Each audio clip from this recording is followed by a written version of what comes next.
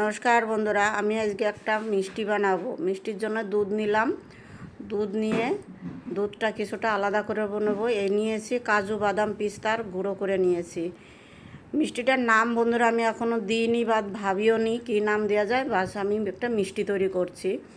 তবে বন্ধুরা যদি নাম দেওয়া যায় আপনারা একটা নাম দিয়ে দেবেন। দুধটা আমি কিছুটা আধা আলাদা করে নিয়েছি কড়াইতে করে নিয়ে এবারে গুঁড়ো দুধ নিয়েছি, পাউডারের দুধ।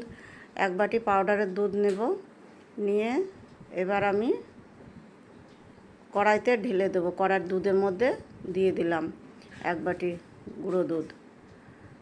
দুধের ক্ষীর তৈরি করতে হবে।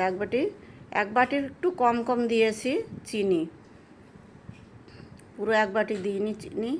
আর এদিকে যে গামলাতে যে দুধ গরম করছি ওর মধ্যে দিয়ে দিলাম আধা বাটি মতো চিনি, আর দিয়ে দিলাম কাজু বাদামের পিস্তার কিছুটা গুঁড়ো। এদিকে ক্ষীর তৈরি হয়ে যাচ্ছে, আর একটু জ্বালানো দরকার, তো জ্বালাচ্ছি। হয়ে গেছে ক্ষীর, আমি নামিয়ে নেব। শুধু দুধের ক্ষীর এটা। বন্ধুরা ভালো লাগলে একটু লাইক শেয়ার কমেন্ট করবেন, ফলো করতে ভুলবেন না বন্ধুরা, অবশ্যই একটু ফলো করুন। আর একবার হলো এইভাবে মিষ্টি বানিয়ে খেয়ে দেখবেন, খুবই সুন্দর টেস্ট।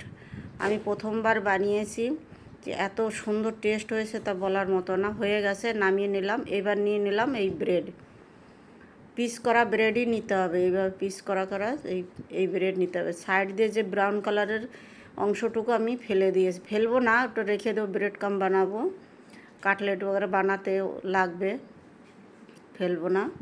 ওটাতে আমি পাউডার করে রেখে দেবো।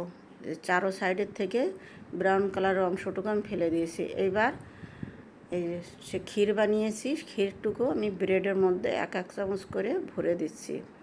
তারপরে ব্রেডের এক সাইডে জল দিয়ে ভিজিয়ে নিচ্ছি, বন্ধ করার জন্য ভিজিয়ে নিচ্ছি। ভিজিয়ে নিয়ে এই যে রোল পাকিয়ে নিয়েছি। রোল যদি না হয় বন্ধুরা এমনি এক ভাঁজ দিয়ে রেখে দিলেও হবে। আমার পুরোটা সবগুলো রোল হচ্ছিল না, তা আমি এইভাবেই রেখে দিয়েছিলাম। এবার দুধ 8-9 পিস বানিয়েছি, বানিয়ে থালার মধ্যে সাজিয়ে দিয়েছি। এবার তার উপর দিয়ে এবার এই দুধ ঢেলে দেব।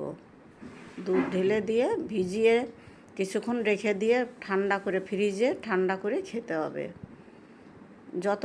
যতক্ষণ ভেজবে ততই ভালো লাগবে। তার উপরে দিয়ে দিলাম দুধ দেওয়ার পরে কাজু বাদাম পিস্তার গুঁড়ো দিয়ে পরিবেশন করব। ঠান্ডা করে ফ্রিজে রাখবো, তারপর পরিবেশন করব। ভালো লাগলে আবার বলছি, ভালো লাগলে একটু লাইক শেয়ার কমেন্ট করবেন বন্ধুরা। ফলো করুন, লাইক করুন, শেয়ার করুন। ভিডিওটি আমি এখানে শেষ করছি বন্ধুরা। দেখুন কত সুন্দর লাগছে। ভিডিওটি দেখার জন্য অনেক অনেক ধন্যবাদ।